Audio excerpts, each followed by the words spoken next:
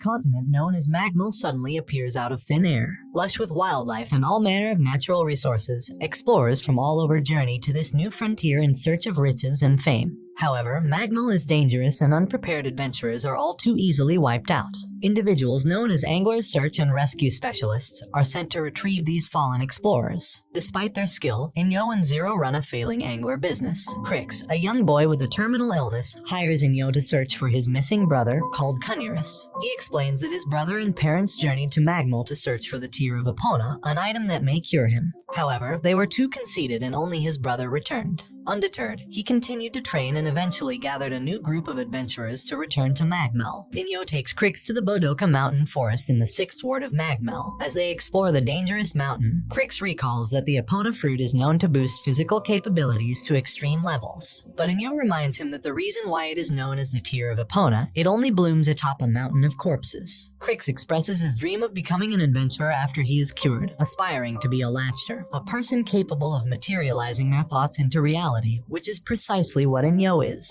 While Inyo leaves to deal with a flock of Prince Hawks, Crix runs into his brother. Cunurus takes him to his shelter and tells him about Magmel's horrors, particularly the Epona flower. Crix is horrified to see human bones and remains used as nutrients for the Epona fruit to bloom. But Cunurus laments it is not enough. He stabs Crix in the back, and the Epona fruit finally blooms. Cunurus takes the fruit for himself, just as Inyo returns. He attempts to administer first aid to Crix, but the wound is fatal. As he breathes his last, Crix asks Inyo to save his brother, whom he believes is under some form of mind control. Inyo attacks Cunurus, smashing his face to pieces. Cunurus consumes the Epona fruit to increase his power tenfold. However, Inyo simply crushes Cunurus to death using a road roller he conjured up. He departs the forest, leaving behind a grave for a once noble adventurer. A research facility in Magmel's 7th Ward is attacked by Kel bears, whose skin turns to steel when enraged. As per her father's instructions, Emilia visits Inyo, asking him to rescue her father. He turns down her request at first, but when she mistakes him for a man named Shuan, he suddenly agrees, remarking that whatever Shuan can do, I can do better. Her father's private security company flies them out to the 7th Ward. Their helicopter unleashes gunfire on the Kel bears, killing them in droves, while paratroopers descend to eliminate the remaining stragglers. However, Inyo is suspicious as to why normally docile creatures like Kel bears would attack a seemingly harmless research facility. As Inyo had expected, Zero's reconnaissance drone spots the Skelgargan, the 7th Ward's guardian, approaching their position due to the lure of Kelbear blood. The monster kills several of their troops, and it begins hurling rocks like baseballs at their helicopter, making them lose their ace in the hole, an armor-piercing bomb. Inyo grabs Emilia, and they leap out of the helicopter, and with her help, they reactivate the bomb's warhead. He then sends out an ultimatum to the research facility, release the children, or he will nuke them. Emilia's father mistakes him for Shuan and complies with his demand. Satisfied, Inyo and Emilia fire the warhead on Skelgargan, killing it. The juvenile Kelbears are released from captivity, and they mourn upon seeing their dead parents and relatives. The Kaiukosai company admits they were using Kelbear blood to manufacture steel for industrial use, a revelation that leaves a bad taste in Inyo's mouth. A few days later, Emilia's father pulls out of Magmel entirely, while the man responsible for advocating the capture of the Kelbears is put in the hospital. Inyo and Zero witness a man pay 1 billion-esque for a 7-colored dove, famed for its beautiful plumes and its ability to neutralize any form of poison. The man, named Daisum, suddenly shows up on their front door, bringing with him the bird. Daisum requests that Inyo locate his friends, Stua and Stein, whom he met as fellow immigrants in the 45th Ward. He explains that 30 years ago, he foolishly suggested that they gather poisonous animals across the area to determine which had the strongest poison.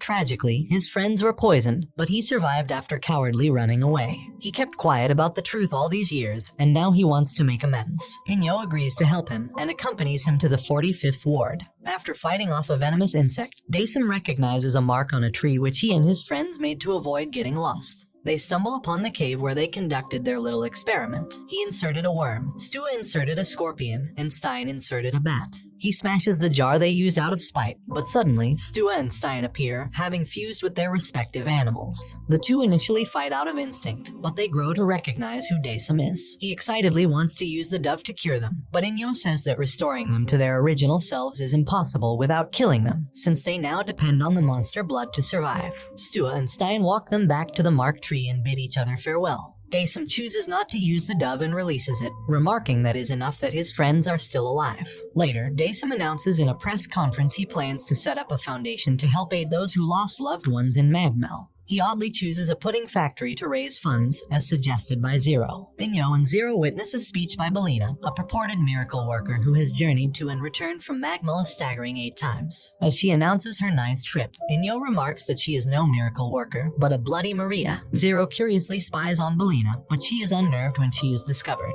Inyo sees another article about Belina and recalls that a decade prior, his mentor, Shuin, rescued her from a wild beast. Inyo snuck out late one night to meet with her, but he instead sees something that makes his stomach turn. The next day, Belina is reported missing, and several citizens clamor for Inyo to rescue her. He refuses, maintaining that Belina is no saint, but a devil. Zero thinks that Belina is a good person, so she convinces Inyo to try looking for her anyway. That evening, they travel to Magmel to find Belina being cornered by a wild beast. Inyo confronts the same monster that tried attacking Belina a decade earlier, and out of all the things a wild animal can do, it fires lasers. After killing the beast, he and Zero stumble upon Belina, who is gruesomely harvesting the organs of dead monsters. She had been luring believers into defending her with their lives without any concern for their safety. She then harvests monster organs to sell on the black market to help pay for her orphanage. They are surrounded by several more beasts, and Belina runs off on her own. Inyo wants to go after her, but Zero, disillusioned with her hero figure, tells him to leave. The next day, Belina is declared dead, but her cult-like fanatics declare she has ascended into godhood. Meanwhile, Zero leaves behind a stuffed animal for one of the orphans. Zero later tells Inyo that she has difficulty discerning what is good and evil, and he replies that such notions were invented by humans to begin with. They buy a snack from a nearby stall, which Inyo pays for in full without asking for change. Dendon, a shopkeeper, is trapped in a hole, about to be eaten by a giant turtle monster. As he screams for his life, he wonders how he got into this position in the first place. A few days earlier, Inyo and Zero drop by his shop, posing as father and daughter. For the past few years, Inyo has been using a variety of tricks and scams to get unreasonable discounts from Dendon's shop. This includes stepping on poop, using play money, and feigning item defects. But Dendon has had enough, and today, he ensured that there is no way Inyo can scam him. To his shock, Inyo insists on paying his 60,000-esque bill through his credit card. Dendon wonders if he was just being overly cautious, but his shop sign suddenly falls on Zero's head. The pair then feign a grievous injury, forcing Dendon to give them a discount. He realizes too late that he was tricked, so he decides to travel to Magmel to strike it rich. Dendon rides his 3-wheel motorbike, but Inyo and Zero stow away on the back. They begin making fun of Dendon's vehicle and his belly, provoking him into going as fast as possible. So fast, in fact, that he ends up crashing into a truck and falling into the cliffs below. With his motorbike gone, he spends all his savings and takes out a 30-year loan to purchase a small boat, with which he intends to sail to Magmel. However, Inyo demonstrates his lacked powers by recreating a grenade he purchased from Dendon's shop, and it ends up exploding and sinking his boat.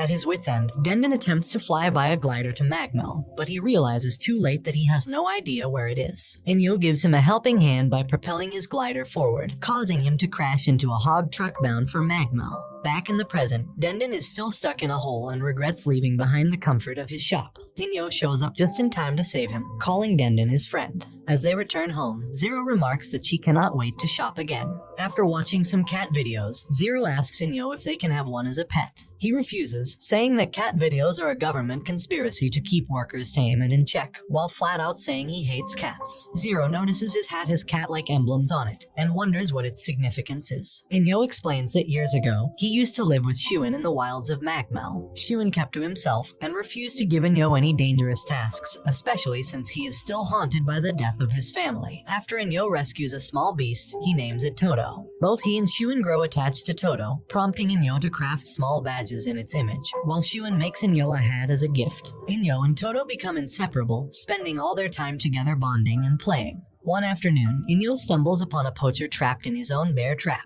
Sensing that the man is simply putting on an act, he discovers a 7-colored dove inside his pack and releases it. However, when Toto licks some of the poacher's blood, it suddenly transforms into a monstrous behemoth. Shuin arrives to tell Inyo that Toto's kind transform into monsters upon consuming blood.